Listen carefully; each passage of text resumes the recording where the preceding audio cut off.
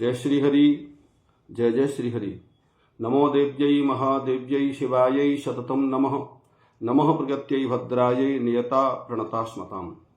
सज्जनों, आज मैं नवदुर्गा में किस प्रकार से कलश स्थापन करें और सामान्य रूप से किस प्रकार से देवी माँ का पूजन करें, इस विषय की जानकारी दूंगा।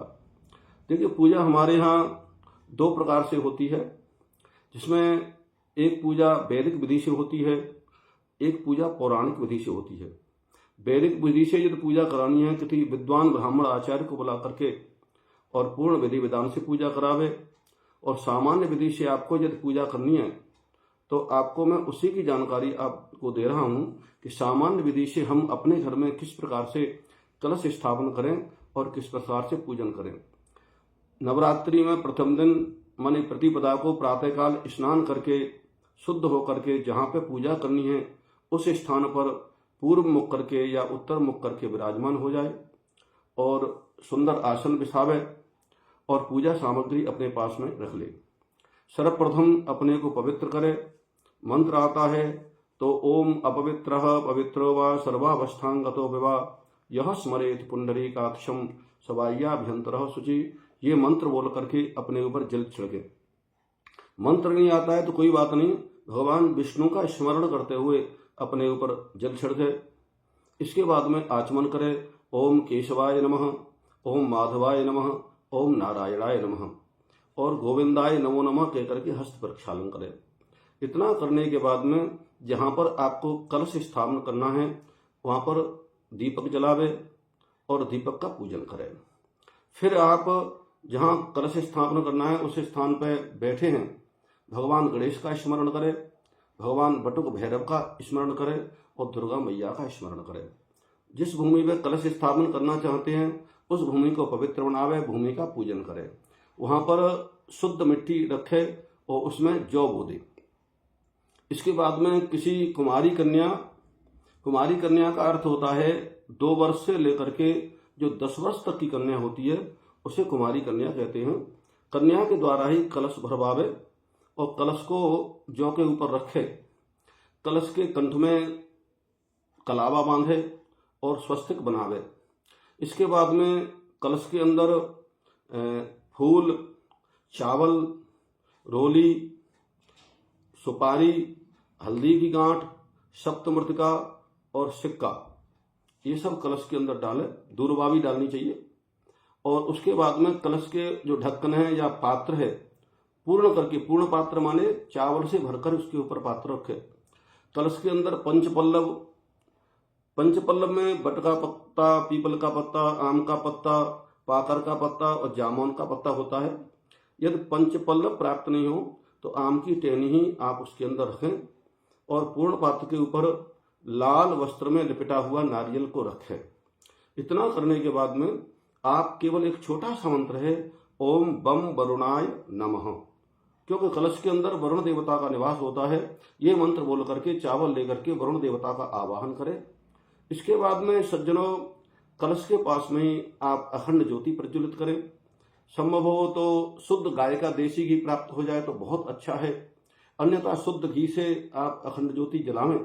शुद्ध घी यदि प्राप्त नहीं हो सकता है तो शुद्ध तिल का तेल भी आप इस्तेमाल कर सकते हैं और शुद्ध तिल के तेल में आप अखंड ज्योति जलावें। अखंड ज्योति के लिए आप नीचे किसी पात्र में अष्टदल कमल बनावें, उसके ऊपर लाल कपड़ा बिछावें, उसके ऊपर आप ज्योति को रखें और प्रज्वलित करके ज्योति का पूजन करें। कलश का भी पूजन करें। देखिए, पूजन आप पंचोपचार से भी कर सकते हैं, दशोपचार से भी कर सकते हैं और षोडशोपचार से भी कर सकते हैं। आप घर में सामान्य रूप से पूजा कर रहे हैं तो पंचोपचार से पूजन, कलश के ऊपर जल छिड़के, स्नान के लिए चंदन लगावे, रोली लगावे, अक्षत चढ़ावे, पुष्पों की माला धारण करावे, धूप दीप से आरती उतारे और भोग लगावे। ये सामान्य रूप से आप कलश का पूजन कर दें और ज्योति का भी पूजन कर दें। इसके बाद में कलश के ऊपर स्थान हो तो नहीं, उसी चौकी पर दुर्गा मैया की मूर्ति को स्थापित करें। मूर्ति ये धातु की है, सबसे बढ़िया है। नई मूर्ति लाए हैं तो उसकी प्राण प्रतिष्ठा करा लें।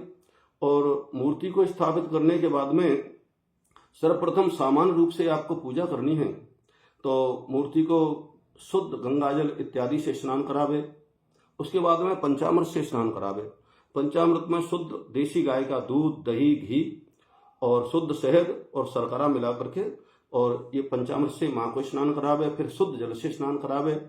इसके बाद में लाल वस्त्र माँ को धारण करावे और मस्तिष्क पर रोली का चंदन लगावे, चावल चढ़ावे, लाल फूलों की माला धारण करावे, धूप दीप से आरती उतारे। इसके बाद में पंचमेवा और फलों से माँ का सुंदर भोग लगावे।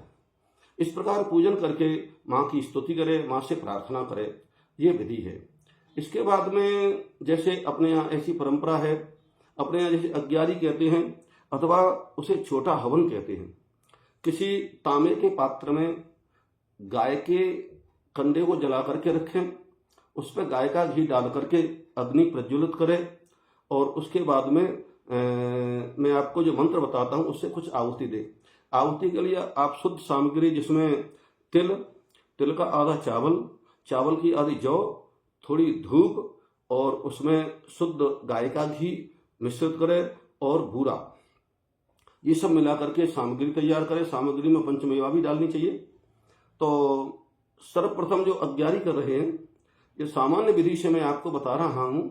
तो ओम गम गणपतये नमः स्वाहा, ओम अंबिकायै नमः स्वाहा, ओम बम बटुकाय नमः स्वाहा, श्री महाकाली दिव्यै नमः स्वाहा, श्री महालक्ष्मी दिव्यै नमः स्वाहा, श्री महासरस्वती दिव्यै नमः स्वाहा, ये मंत्र बोल करके आहुति दे। इसके बाद में नवारण मंत्र से ओम ऐं ह्रीं क्लीं चामुंडायै विच्चे, ये नवारण मंत्र है। इस मंत्र से आप 5, 11, 21, 108 आहुति दें, जितनी भी संभव हो आहुति दें। उसके बाद में जैसे 9 दिन में माता के अलग अलग रूप होते हैं, जैसा कि लिखा है प्रथमम शैलपुत्री च, द्वितीयम ब्रह्मचारिणी, तृतीयम चंद्रघंटे स्ति, कुष्मांडे चतुर्थम, पंचमम स्कंद मातेति, षष्ठम कात्यायनीति च, सप्तमम कालरात्रि च, महागौरी चाष्टमम, नवमम सिद्धदात्री च, नव दुर्गा प्रकीर्तिता। ये मैया के 9 नाम है। तो एक बताशे में 2 लौंग लगा करके और घी में डुबो करके और माँ का ध्यान करके, जैसे पहले दिन आप पूजा कर रहे हैं तो शैलपुत्री दिव्यै नमः स्वाहा बतासा छोड़ दे। दूसरे दिन पूजा करते हैं तो ब्रह्मचारिणी दिव्यै नमः स्वाहा। इस प्रकार से 9 दिन अलग अलग देवी का स्मरण करके एक आहुति प्रदान करें और माँ का ध्यान स्मरण करें। तो ये मैंने आपको सामान्य रूप से, जो घर में सामान्य रूप से आप पूजा करना चाहते हैं तो इस प्रकार से आप पूजा करिए माँ की। और हम बड़े सौभाग्यशाली हैं। देखिए कलयुग में माँ की पूजा का बड़ा भारी महत्व होता है। यदि आप सही विधि से पूजा करेंगे तो माँ की कृपा से आपके घर में सभी कष्ट दूर हो जाएंगे, घर की सभी बाधाएं दूर हो जाएंगी और आपका हर मनोरथ पूर्ण हो जाएगा। बस मैं यही चाहता हूँ कि नवरात्रि में आप सही विधि से, और नहीं तो किसी विद्वान आचार्य को बुला करके और वैदिक विधि से आप कलश पूजन करा सकते हैं, कलश स्थापना करा सकते हैं और घर में दुर्गा पाठ भी करा सकते हैं। बस इतना ही कह करके मैं माँ के चरणों में कोटि कोटि प्रणाम करता हूँ और जय श्री हरि, जय जय श्री हरि, जय माई की।